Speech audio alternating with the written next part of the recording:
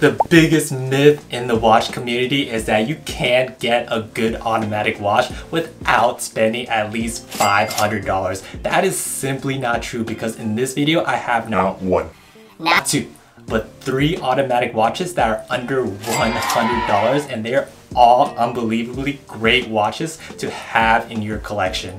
I'll be reviewing each one and going over everything you need to know, so keep watching. First automatic watch is a Seiko. Comes in a standard black rectangular box, nothing special. Let's take a look inside.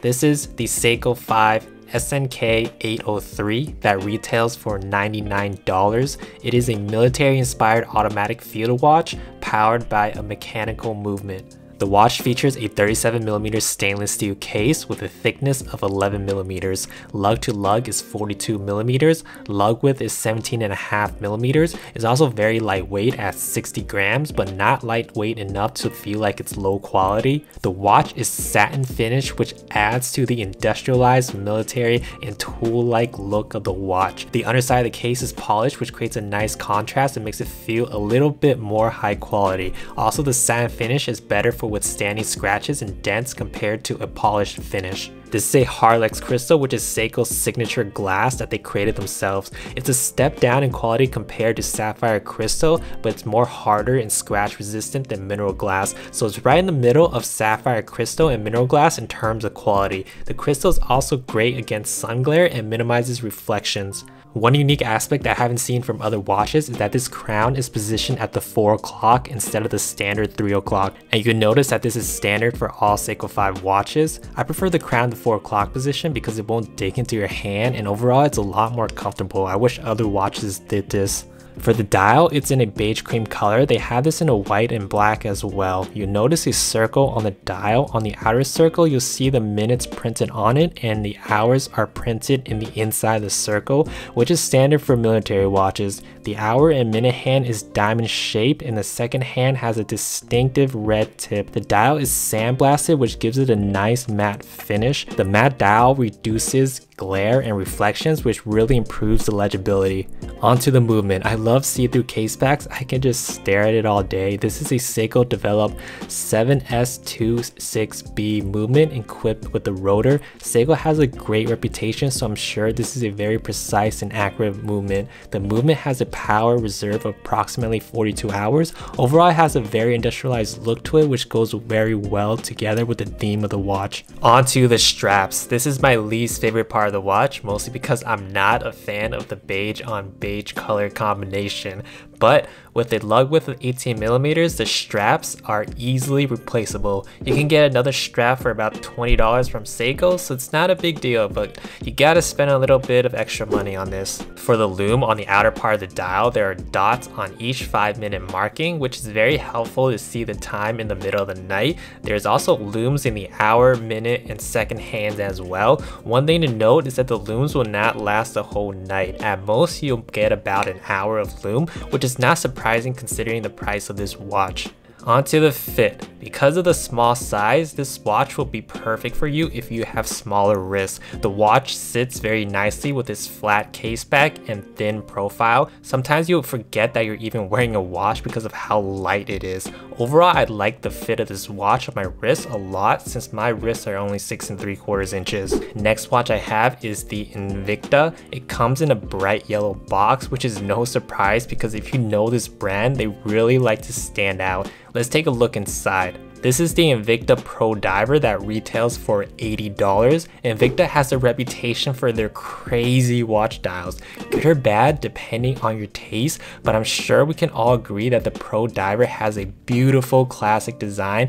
This pays homage to the Rolex Submariner. Starting off with the measurements, diameter is 40mm. Thickness is 14mm, lug to lug is 48mm, and lug width is 20mm, and the weight is 140 grams.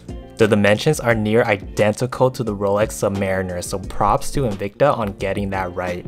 The case is stainless steel with a mix of brushed and polished surface, which is done very well considering the price. The brushing and polishing looks very smooth. This is built with near identical proportions to the Submariner, whose size is often praised for being versatile on many different size wrists.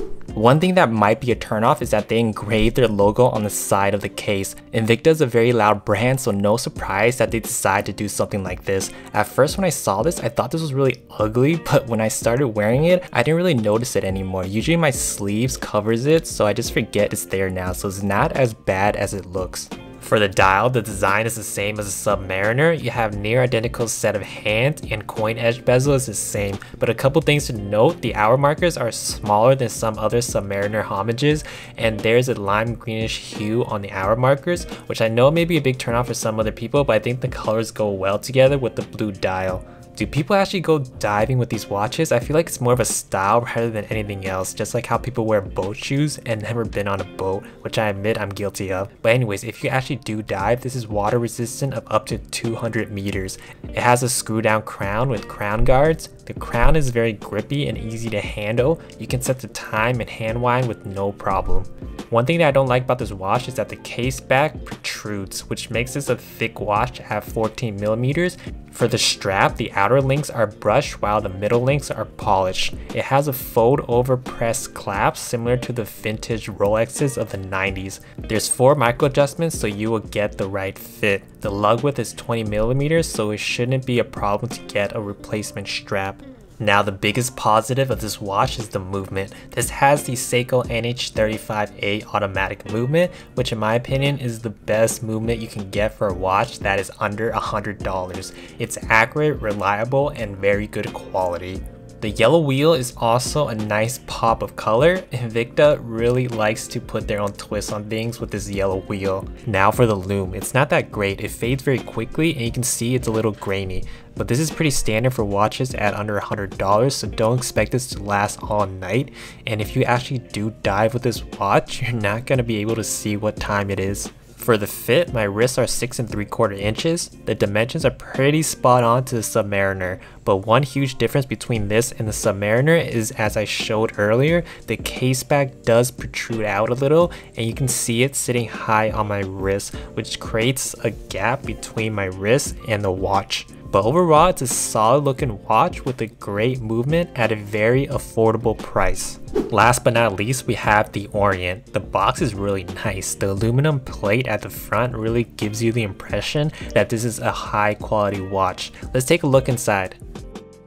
This is the Orient Bambino 2nd generation version 3. This watch retails for $110. I know this video is titled Best Automatic Watches for Under $100, but I didn't think $10 is that big of a difference. This watch has a case diameter of 40.5 millimeters, thickness 11.5 millimeters, lug to lug is 46.5 millimeters, lug width is 21 millimeters, and the weight is 62 grams. This sounds like a medium-sized watch, but the case wears smaller than what its dimensions on paper suggest. The case sits completely flat and slim on the wrist. The lugs are pretty short and doesn't point out on the sides. Also, the glass has a slight dome, which is why the thickness measures to 11.5 millimeters, but in reality it won't look as thick as it measures to be. Because of this, the Bambino version 3 definitely wears smaller than it looks and it fits like your traditional dress watch.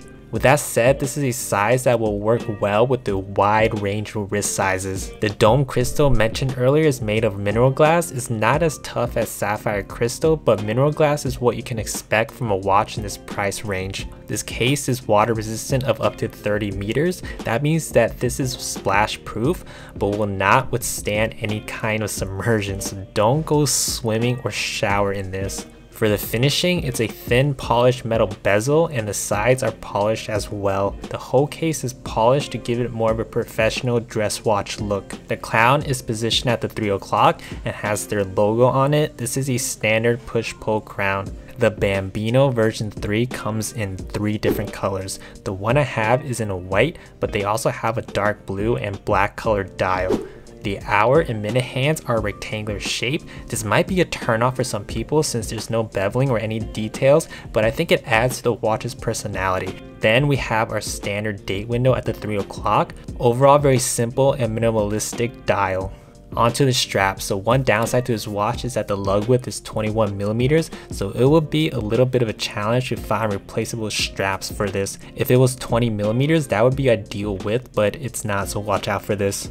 Just like any other dress watch, the watch comes with leather straps to give it that dressy and formal look. This is genuine calfskin leather. It has a little stiffness to it, but with genuine leather, it should soften up as you wear it more often. I really like the pointy tapered end on the strap. I think it makes the watch look more professional and appealing. Now for the movement. This is Orient's in-house automatic F6724 movement, which is a really good budget automatic movement. The movement has both hacking and hand winding functions, which aren't common in automatic movements of this price range. I really wish this had a see-through case back, but I know dress watches usually don't, but I wish they did because I really like staring at the movement. For the fit, my wrists are 6 3/4 inches. Like I said before, it fits slimmer than the measurements suggest. The dial is simple and timeless, and it looks great.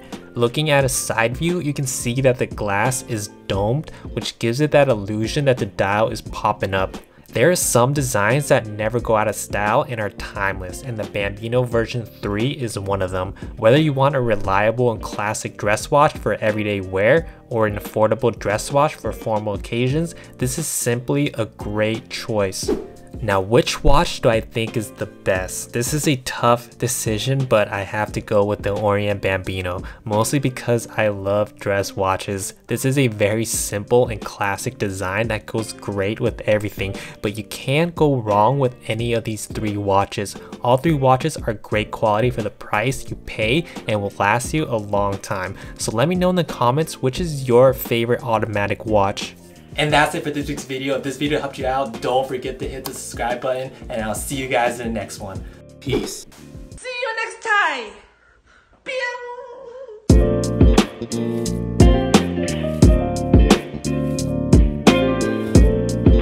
Pew.